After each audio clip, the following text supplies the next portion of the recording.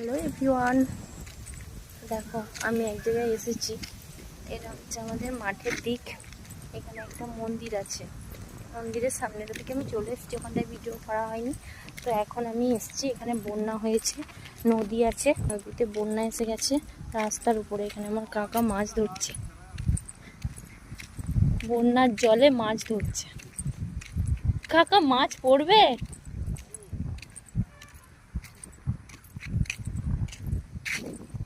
কি মাছ পড়েছে দেখি।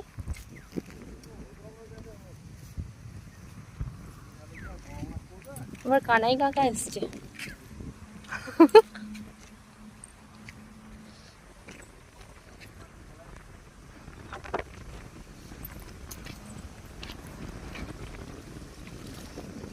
উল্টে যাচ্ছে গাড়িটা।